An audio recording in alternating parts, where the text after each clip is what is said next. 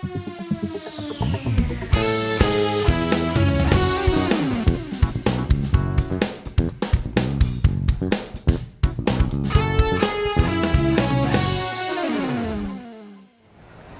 hello. We are here in Hollywood, California for another installment of the Practice Warriors Rockstar Q&A. Today, we're going to hang with the glitzy and glamorous saxophonist, Katja Rieckermann. Born and raised in a small town in the north of Germany, Katja made her way to Los Angeles, where she immediately earned some high-profile performances with the rock band Saga and the Scorpions. She also got herself on the big and small screen with a recurring role in the hit television series Ally McBeal and a role in the feature film Star Trek Nemesis. But Katja's real big break occurred when she was chosen to be part of Rod Stewart's multi-year Human World Tour. Since then, Katja's been on other countless tours, concerts, TV performances, award shows, and recordings with big stars like Lady Gaga, Al Green, Carole King, Brooks and Dunn, RuPaul, Jeff Goldblum, Mary J. Blige, David Foster, Nile Rodgers, Raphael Saadiq, Dave Stewart from the Eurythmics, and even a performance for the Queen of England. Ew, pip pip cheerio. She's got quite a few amazing solo albums of her own with cool guest artists like Joe Bonamassa and Arturo Sandoval. How does a young lady leave a small German town and hit it big here in the bright lights of LA? How did she develop the skills to play with the biggest stars in the world? Let's find out when we visit our buddy, Katja Rieckermann. What's up? Katja, darling. It's been so long. It's been, we'd have to count, like you know how you cut open a tree and you count the rings in the tree to see how old something is? That's what we'd have to see how long we've known each other. Probably at least 20 years. When did we do those gigs at the baked potato? At the baked potato, so 2000. 2000? And they were amazing. And this leads me to my first question. Okay, we're getting right into this. Okay. You've toured the world and beyond, played with all these incredible people. I hear you. Afterwards, when I knew you, when we were playing together, I was absolutely a nobody. Right. And I want you to tell everyone why I saved your career. Because after you met me, look at all the great things that happened. I know. I don't know. It must have been your energy. Yes. Incredible. Yes. Thank you. All right. Thank you. Yes. Thank you. Is my check in the mail? You know what? We'll talk. When the cameras are off. We'll talk about it. I think I just scratched it here. Oh, that's. I just touched the microphone. The microphone. So it was probably loud, very loud I think noise. it'll be all right. I think it'll be all right. You We've think? got post-production. Ah, that's right. This ain't no Mickey Mouse thing. Okay. I see.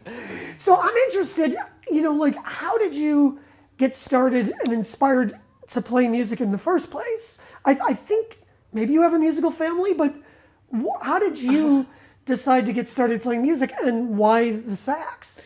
Okay, well, I do not really have a musical family, except for my brother, who is also a musician, a bass player. Well, how did you? Yeah, but how did you and he get into music if your parents were really into it? How did that come about? Well, my brother was the first one. I think he started playing guitar when he was, I don't know, maybe 10 or 11 or something like that. And my brother was a little rebellious as a boy.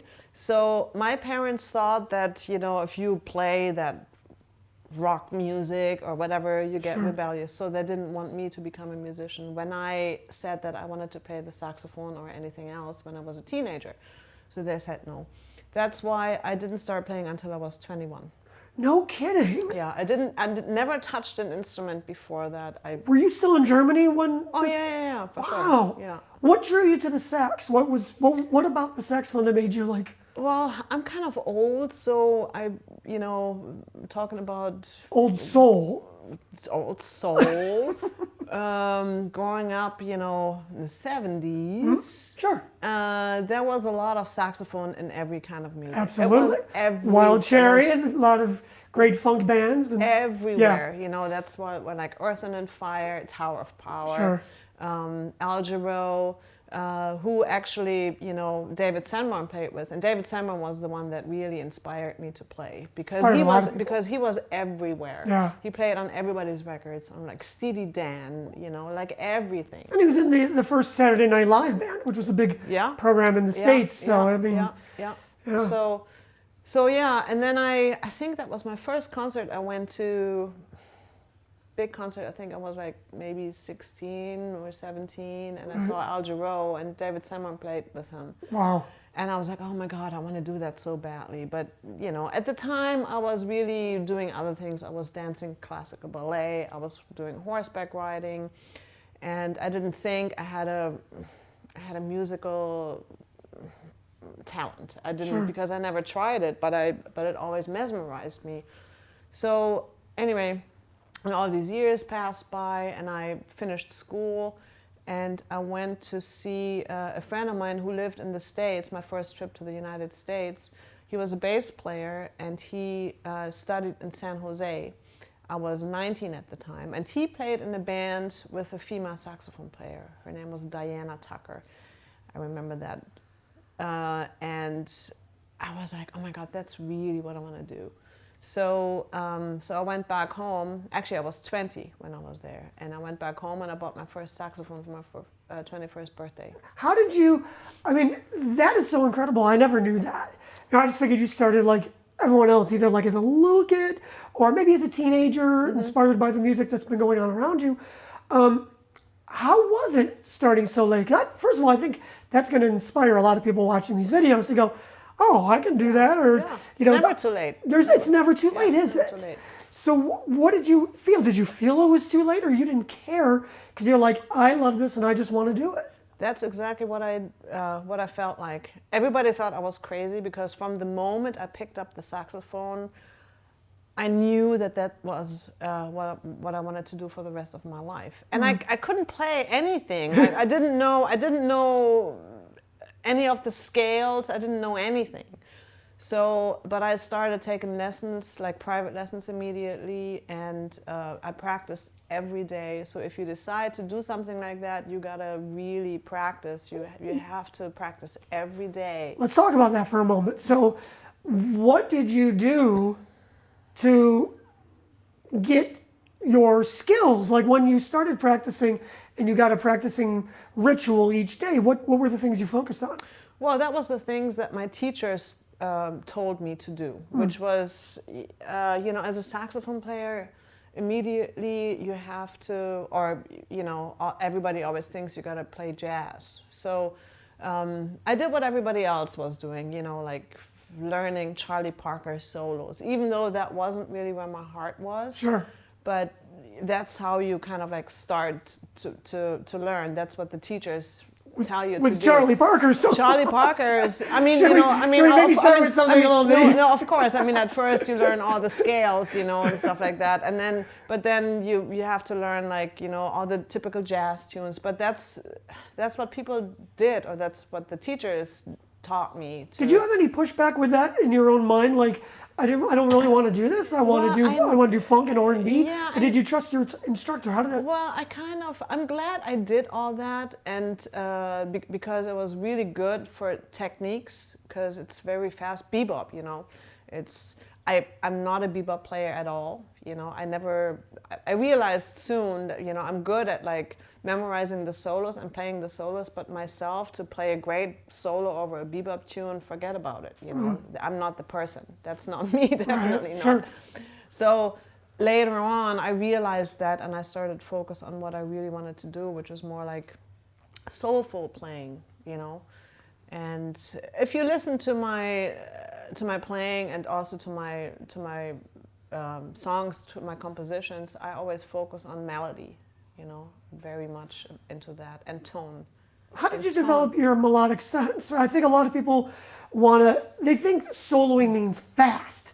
Yeah. I'm a solo, so I got to impress people, like, or whatever they're playing. Yeah, yeah. And you say you're really into melodic playing and melodies. How does one develop to be able to play melodically, taking your scale and making it something that someone wants to listen to? I learned that from the producer Jeffrey Carruthers, who produced my first record that I released in 2007. And he basically taught me to solo stuff that you can sing. Okay. Why do you think that is? Why is that important? Well, this was just, we were working on recordings, right? And it wasn't like straight ahead jazz that we were doing. So for recordings, that's what he wanted as a producer. And I took that really like in a, how do you say that? I really took that in, that advice. And I don't know, I kind of like think that's important, that you don't, I mean, it's great, you know, I admire everybody that's technically impeccable and can play super fast. I really wish I could do that too. I can play fast stuff, but you know, I'm not. But I think that people, they get nervous about the word solo or creating melodies or improvisation, because I think for that exact reason, they think that they've got to shred. They think that they've got to play super fast and be really impressive, and I like what you're saying, because it really is just all you're doing is creating a melody. Well, you know, you gotta think about this. When you're soloing, you still want to how do I say this? You're still playing for the listener. So you still want to play something that's beautiful in their ear. And of course, you know, lots of notes can be super impressive and amazing. But sometimes, like for instance, I had a super hard time in the beginning to start listening to John Coltrane. Because when I first started playing, you know, my teacher told me, yeah, you got to study John Coltrane. And I'm like, okay. So I'm like listening. I'm like, oh my God, this is hard to listen to. You sure? You know, it really was hard, you know, until you start understanding where he's coming from and what he's doing. You know, and it's great to study all that stuff and to imitate it. But it's hard as a listener if you're not trained to listen to that. Yeah, you're not really connecting what's going on. Right. You know, you're hearing these notes going sort of almost against the harmony. Right. And it's creating a lot of dissonance, and then all of a sudden you're like, I don't like it. I mean, well, not necessarily, but it's just so nervous, you know, and a lot of energy. But I mean, it's fantastic, you know, definitely incredible. But how did you develop that melodic sense? You said, I like playing melodies, I like playing melodic. How did you develop that? I don't know. Did you play like melodies of songs and then kind of learn that vocabulary, or how did it come about? Yeah, and I also started, you know, once I became a more mature player, and once I didn't have to really necessarily listen to what teachers were telling me. I was like, okay, so what is it that I like? What is it that I enjoy listening to? So, and then I started focusing on that kind of music and try to imitate that playing, you know, like Junior Walker, and as I said before, David Sanborn, Wilton Felder from the Crusaders, you know,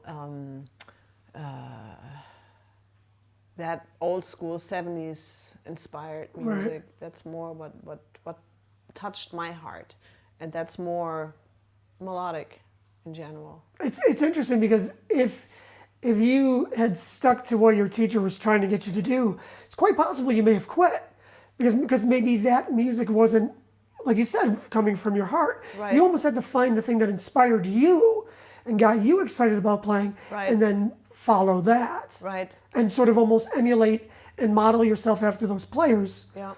To maybe create your own voice. You know what I also did, instead of only studying saxophone players, and I still do that now, I listen to singers and I try to imitate what they are singing.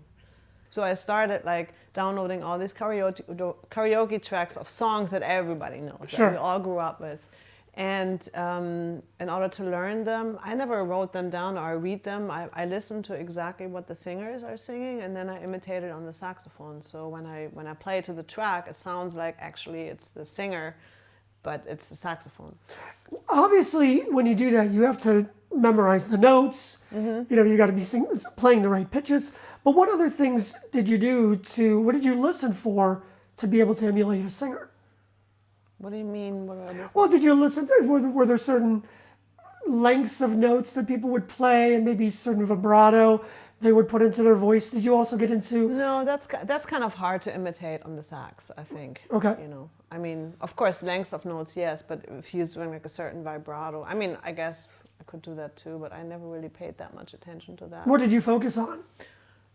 Just the melodies, and you know, if there was a cool lick, I'm like, oh, that's a cool lick, you know, and then yeah, so. And a lot of people say, you know, when you learn that you should really learn things in multiple keys. You know, the old thing, learn everything in 12 keys, learn everything in 12 keys. Did you do that with some of these songs, or have you ever, so you're learning these songs situationally, I'm going to play this song, I'm going to learn it in the key and play it in the key. Yeah. Did you ever go through that? I usually play it in the original key. Sure. You know.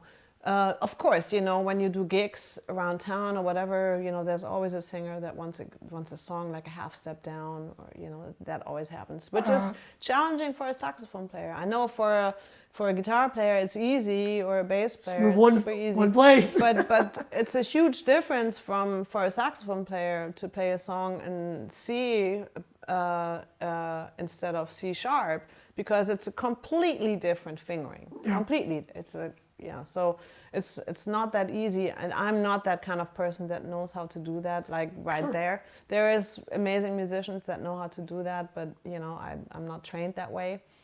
But I do practice like licks. Like I mentioned to you before, I wrote a book. It's called 101 Soulful Funk Licks, which is It should have been 102. What? It should have been 102. Right? like you left out the one lick. I like 101 because it looks good, it sounds good. It does sound good. Yeah. I like it. So anyway, so I wrote this book, and that's actually a compilation or a collection of cool licks, what I was talking about earlier. Yeah. They're short. They're not like super long, crazy jazz licks that nobody can ever memorize. Right. They're short licks that are like 1 bar or 2 bars long. There's like a couple that are maybe 4 bars long, but they're very rhythmic, so easy to memorize. And those are inspired by what I said. They're kind of like melodic and blues-based. So they're really great to play over funk and soul music. And I wrote that book, and that I wrote the licks in one key. But then what I want the people to do, like part of the practice for the book, is I want them to transpose every lick and every key in their head. I didn't write them down on purpose. Right. Because it's easy. That's part of the thing they're learning. It's easy to just read it in all keys, you know, if you're a good reader. But you don't memorize it. But it's really better if you have a lick and you memorize it, you know what it sounds like, and then you'll try to play it in every key. Right. So you wrote this book, 101 Licks. So a lot of people get confused with what that even is. Like, what is a lick? You know, so how would you explain it to someone who's not well-versed in music? You know, oh, I just played this cool lick, and they go, what does that even mean? A lick is basically, it's kind of like a word in a sentence. Does that make sense? I think so. I think so. But would you agree to that? With that? I mean, I think it's actually a sentence. It's a sentence. Actually I mean, because a note and a couple of notes might be like a word. Yeah. And then now we want to take a couple of notes, string them together. That's right. Into a short sentence that makes sense. Right. That's my definition. Yeah. But no, that's. I'm not the one being interviewed. No, I mean it's really both. You know, Yeah. it's like it's a small piece. Like if you want to solo and you don't know where to start and you're afraid. Oh God, how do I solo? So basically, a lick is your repertoire that you can start out with, and licks aren't supposed to be played exactly as suggested always. You can, but it's suggested that you make it your own. You know, you listen to the lick and you have the notes, but then you add a note here and there, or you play it in a different time or whatever. So you kind of make it your own. So let's say somebody learns a little melodic phrase. They learn a little thing and they go, oh, that sounds great. And then what you're saying is, don't be afraid to take that and maybe change a little rhythm. Yeah. Or change a couple of notes. So almost be like saying, we learn how to say, hello, how are you? And then all of a sudden I go, hello, how you doing? So I just change the lick. Right. Is that kind of... Yeah, I would say so. All right. Good job. Yeah. So now... Can I write a lick book? Now you know what to That do. is your 102nd lick. I want money for it. So how important is it for people to learn these little melodic phrases so they can bring them up in their own? Because I think there's a big disconnect. People learn something and then how do they make it their own? Okay, that was a couple of questions at once. What? Oh, I'm overwhelmed. That's what? No. You're like bombarding me with... Okay, start over again. Let's take... How do you, Katja Rieckermann, take a little phrase that you learned and make it your own? What do you start doing first? Do you change notes? Do you change rhythms? What do you do? I don't know. I don't really think about it, to be honest. It's not like I'm going to change one note. But that's because you've done it for so long. I think it's become... Yeah. It is a good question. It is. You are so smart. Oh my God. Oh, no, but I think what it is that, once you do it, you just do it. Again, it's just like you and I having a conversation. We have no clue what we're going to say to the next minute. But we've learned all these words over time, and now we just sort of recall them because of what we're talking about. Right. And I think for people, they understand the language of what I just said, but to put it to their individual instrument, I think is quite a bridge. It is. Did you do anything? Yeah, did you do anything did you just learn little licks on your own? How did that come about? I don't know. I mean, I really just try to learn the lick and transpose it in every key, and then I try to use it in a certain context. Like, for instance, okay, I learned this lick, and let's say concert E minor. So I play this lick, and then I find like something that is in concert E minor, and I try to play it over that and see if it works. And the rhythm of the song might be different from how I learned it, or it might actually not in E minor, it might be in E dominant 7. Sure. So then I'm like, okay, I guess I can maybe try this lick and change up one note, which is the major third instead of the minor third. See how that sounds. So that's how you kind of like try to change it up, try to adapt it, and see if it works. I think the thing that you said that was the most interesting, and probably the most like, oh, I can do this, is the fact that you said you learned something in a particular key, you got yourself into another situation in that key, and then tried to apply your lick. So something like, okay, you played it over a funk groove, now maybe play it in an E minor ballad. Yeah. Or over a swing feel or something like that. Yeah. Is that what you're talking about? Yeah. Or also, there was this one lick that I learned. It's like, and it's written in it's triplets, right? So, but it was the original was played over a swing feel, like a shuffle. Sure. Which is triplets. Right. Triplets, yeah. So that's an obvious feel. It's an obvious feel, so you automatically play in triplets, kind of-ish, right? Sure, yeah, of if that course. makes sense. So, but then what I did, or what I tried with this lick, like to play over a funk groove. And over a funk groove, it would be straight eights. 16s or 8s. But triplets work too. It's like, it's cool because it's a change of pace. All of a sudden you got triplets in your solo. That's right. So that's a cool thing to do as well. So it's almost like instead of just trying to change things melodically and change the notes. You're changing the rhythms and the feel, and that's just Right. another, it's like almost like another trick, another tool Right. to make something interesting. Right. Isn't that what it's all about? I mean, to be honest with you, just to play something and just have it be interesting. Yeah. Like that, like listening to someone talk. You're like, Yeah. oh, you're interesting. That's cool. Or you can follow their line of communication. Yeah, definitely interesting. Yeah, because you wanna keep the audience's ear interested, you know. But the most important thing, I think, is tone. Especially, I mean, with anything, you know, bass players. I love, you know, like Jaco Pastorius or whatever. You got a fabulous tone on the bass, as far as I can remember. 20 years ago, I forgot most of that. I just said that. It's all going downhill since then. I just said that now because I had to, because I don't really remember his tone. That's I'm right. just kidding. Actually, it was crap. But I blocked it out of my mind because I want good memories. But no, tone is the most important thing. So if you don't have a nice tone, you know, you'll scare every It has to every have a listener. pleasant, like how pleasant sounding my voice is. Exactly. How warm and not at Yeah. all scratchy it is. Yeah. Beautiful. It's something you want to listen to for hours and hours. Your voice always reminded me of Alf.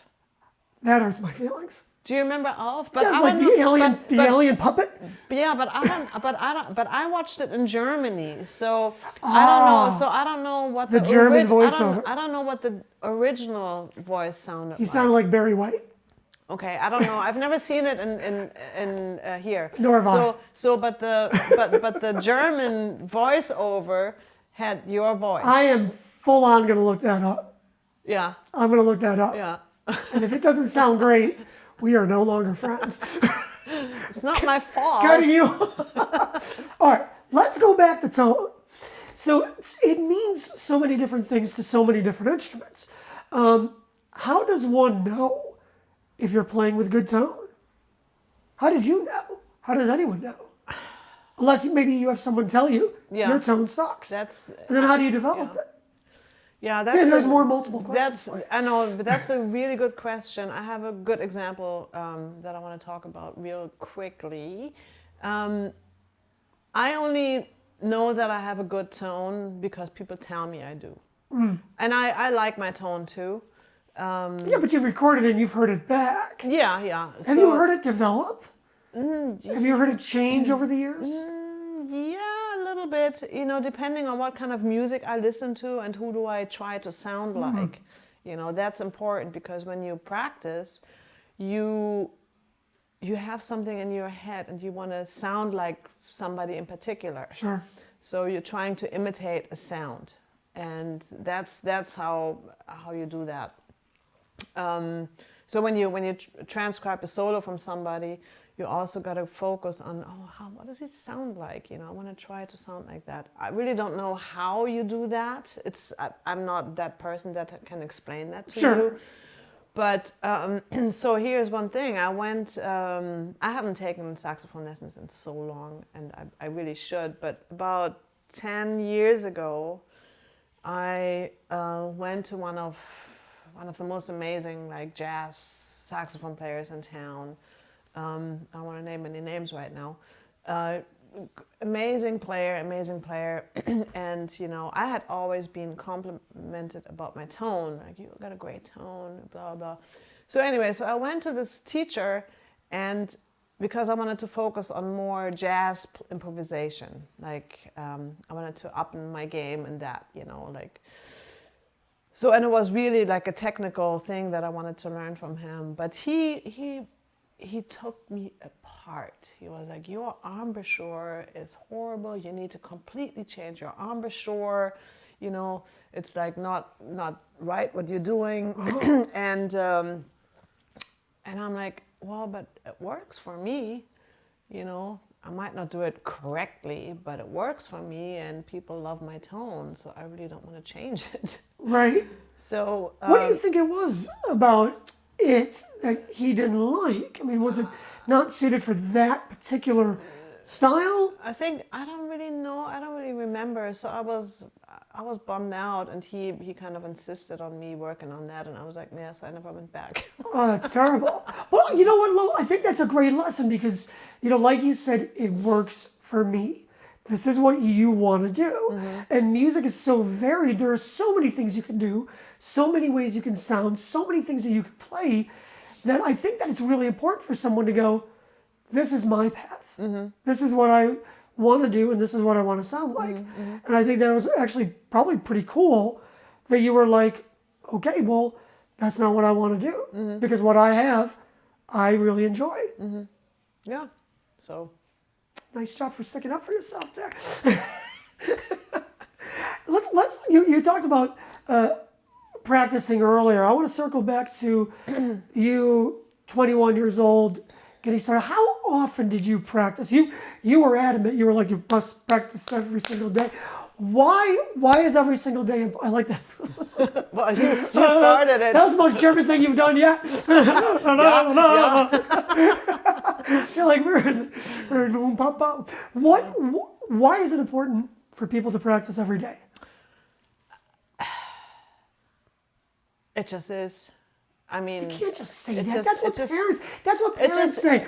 Why do I have to do this? Because I said so. Well, because I mean, if you don't practice every day, I don't know. It's with everything. You got to practice everything that you want to be good at. You need to practice every day, and you need to practice a lot. So, what was a lot for you? Well, I think the first year when I was just learning all the notes on the saxophone and all the scales and everything, and because I didn't have a trained embouchure, and even then I had then it was like I would bite too hard, and it was horrible. But I think I practiced like maybe at least an hour every day, like when I first started, and then after like maybe 2 years or so, I realized I really wanted to become a saxophone player. So I started practicing. How did you feel before?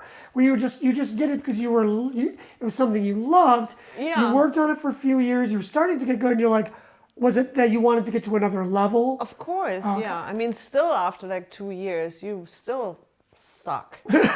I mean, it was still horrible. Why do you say it's horrible? Well, because you after 2 years of playing saxophone, it's not you're still not good.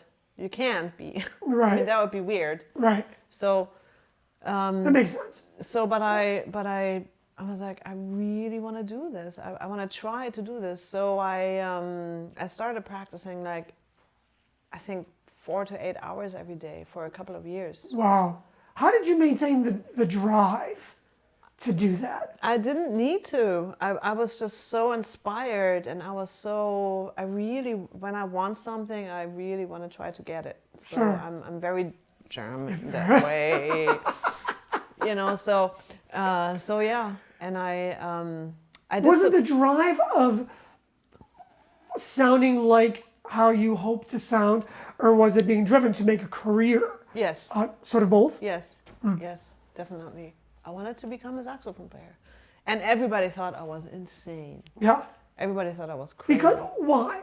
Because they all said, you can't even play, you're way too young, not too young, too old, you started too late, there's no way you can pick up all that time of practicing that other people do in their youth. So everybody thought I was crazy. Right. I would have thought you were crazy. So why did you not listen to them? What was it about you that said, thanks? I had an inner voice that kept telling me, you can do it, you can do it, you can do it. What would you say to somebody who is feeling the same pull? A 50-year-old dentist who wants to dust off this horn under his bed. The 70-year-old retiree that always wanted to play guitar. And they all say, I'm too old, and other people are saying, what are you, crazy? You don't have any talent or anything. What would you say to someone like that? Well, I mean, if you're 50 or 70 years old, I think you're not actually trying to make a career out of it anymore. Big difference. You probably have a career, or you had a career. you're probably all set. You know, you're probably either retired and collecting Social Security, whatever, or you're rich enough so you can support yourself, and you know, so it's not like you really want to make a career out of Right. it. So then that's even perfect, you know, because you have all the time you want in your hands to just, you know, follow a dream. And why not? You know, you can have a great time, wonderful time trying to make music. How important is it, do you think it is for people to get together to play music? I think Like, did you do that a lot? Did you I didn't jam with I people? actually didn't. Really? I was never a big jammer. I was always too scared and too afraid. I couldn't do it. How long did it take you to get over that? I think the jamming didn't start until I actually moved to California, which was in '97. And you were... So because in Germany there weren't that many jam sessions. It wasn't like That surprises me. It wasn't really what people were doing much. So Really? I for some reason I didn't. Yeah, I didn't. Where do in that. Germany? You grew up in the North Germany, Yeah, right? near Hamburg. And were you there until you moved to America? Yeah. Or did you live in the... I did live in Paris for a year, but that was before I even started playing the saxophone. I'm incredibly surprised that in Europe there wasn't that community of people who would get together and play. Well, I'm sure there is, but I wasn't really part of it much. Sure, but you also you also held yourself back, from what I hear, that you were scared to do that. What were you scared of? Just not knowing what to do at a jam because it's unexpected. You know, it's Sure. like, because you don't know what happens when you jam. It's like, oh, Because that's what a jam what is. are they going to do? Are they going to play in a key that I might not know? Ooh. Or, which, you know, is not really possible anymore. But and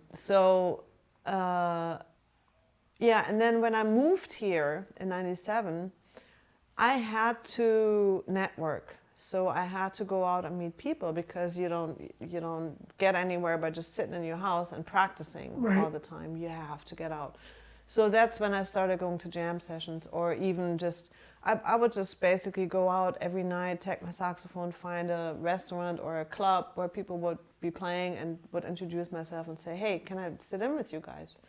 And then you never knew what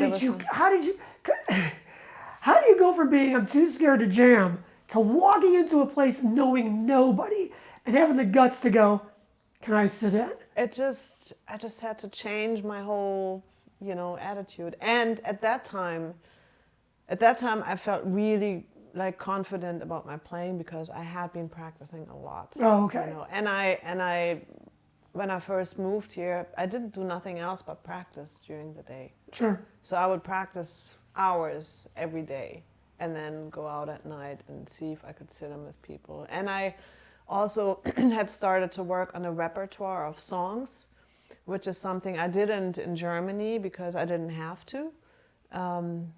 Because, certain songs here, if you go to a jam session, there's songs that they always call that you always need to know. And if you don't know them, you're like, they look at you like, okay, let's play Superstitious. You're like, okay,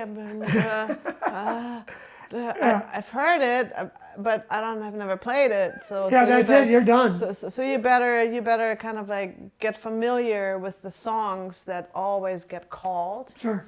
And build up your repertoire.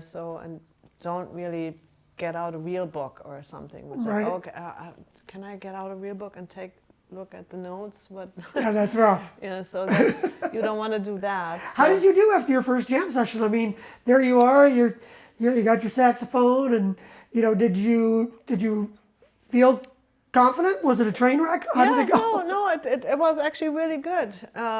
So the first jam session I went to, you might remember this one, was at the Baked Potato, the Screaming Cocktail Hour. I don't remember it. With Teddy Andreadis. You know Teddy? No. Teddy was the keyboard player in Guns N' Roses. Okay.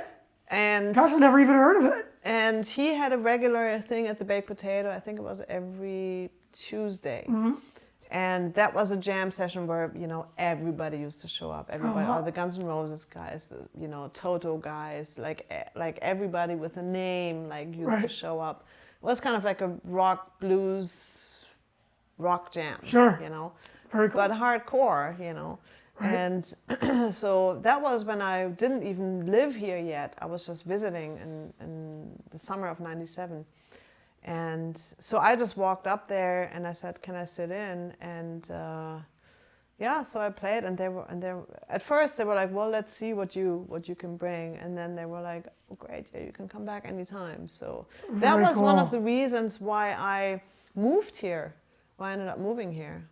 You got that positive I got affirmation. That positive affirmation, and people seem to like me, and so I was like, wow, this is cool. I can go to the Baked Potato and jam with Steve Lukather. Yeah.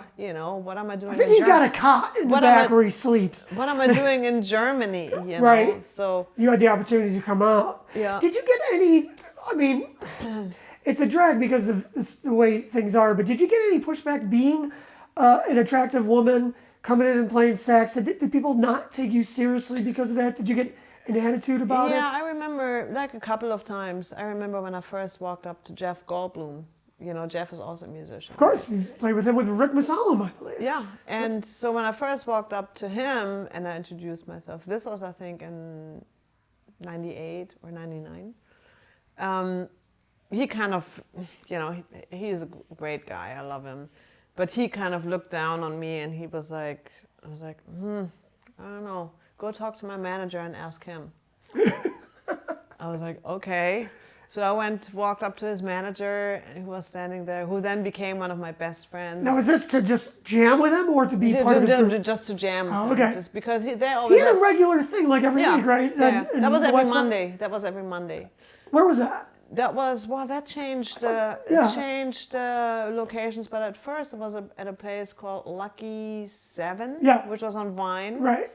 Vine and Selma, I think. Then I think it started heading west. And then it changed locations. But so this was to just sit in with him. Just to sit in with him, because he always had people sitting in with him. So, and then his manager, John, said to me, "Yeah, you can sit in on the last song."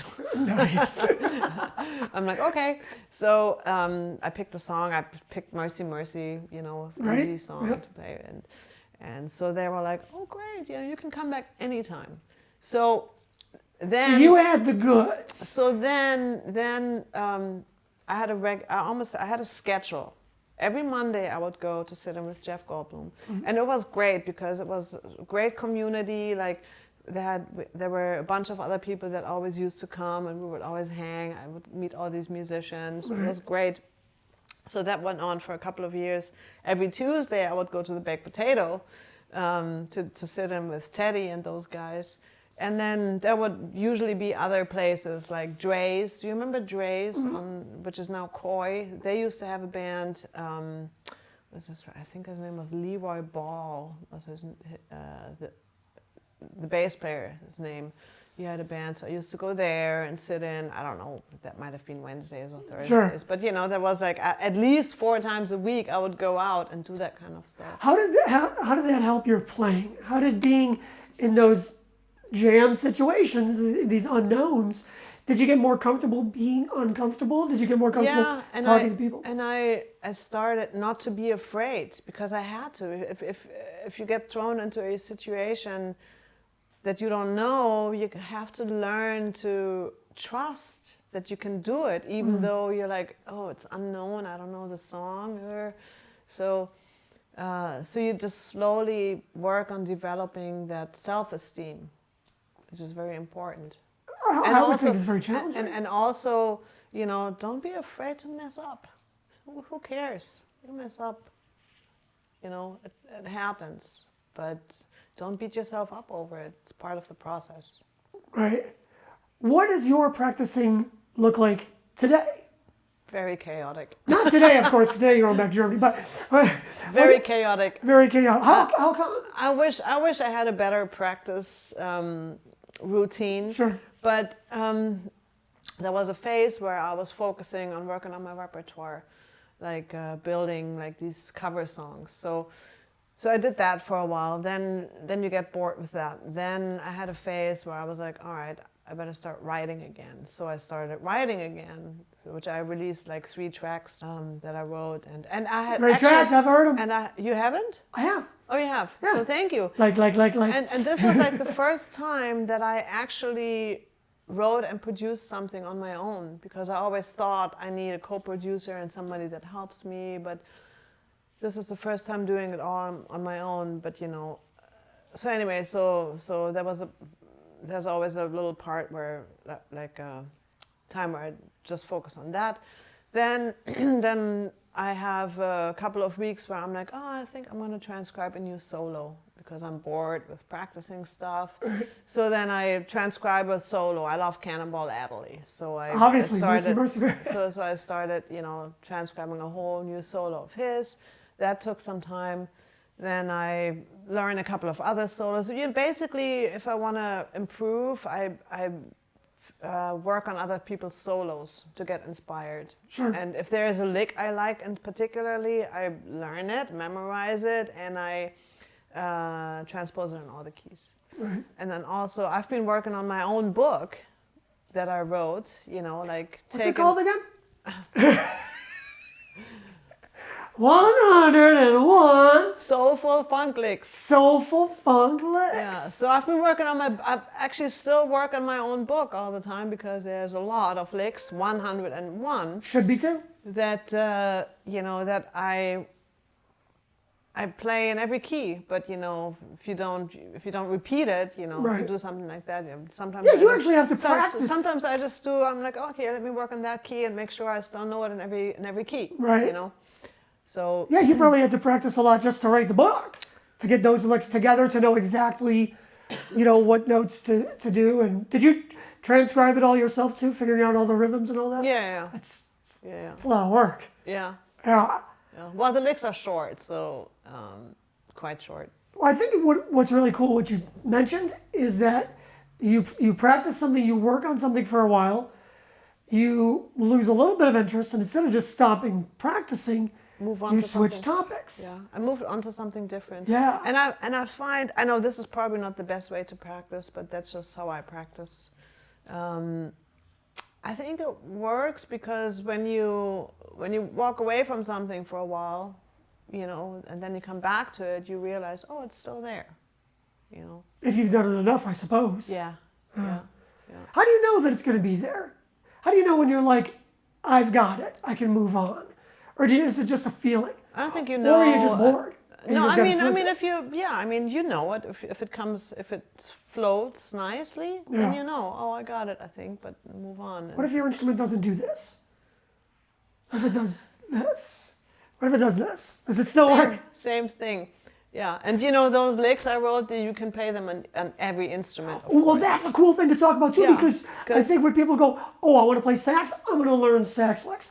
I play bass, I'm going to learn bass licks. No. That's so cool, right? Just learn you can play any lick on, you know, I mean, the licks are written out in a certain key, but who cares? You're supposed to learn them in every key anyway. So you just read it off the, what I wrote, and then you're like, oh, I'm transpose this, which is easy for you. You just... If I learn 100 of your licks, will I be as cool as you? Or do I have to do 101? Do I have to do all the licks to be as cool as you? No, I would, you know what I would How many of your licks do I have to play? None. You're cool anyway. We got that, right? Did we get that on video? I think we can end the interview. That seems like a high. You know what? I'm going to ask you one last question. All right.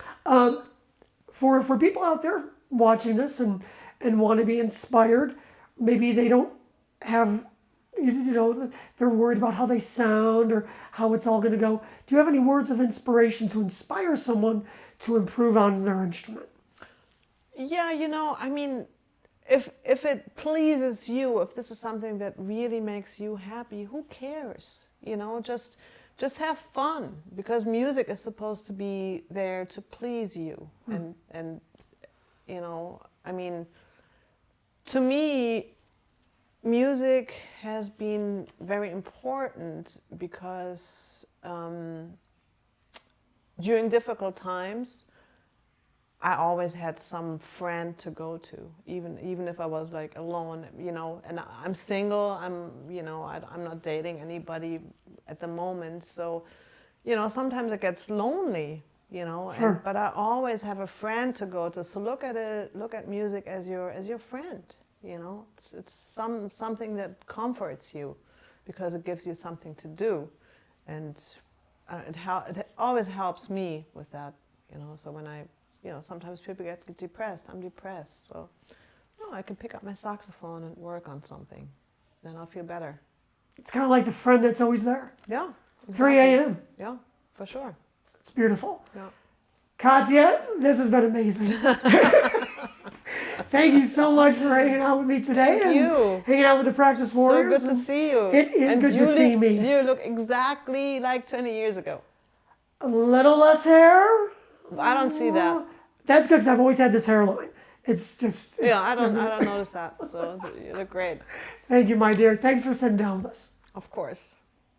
Bye, everybody.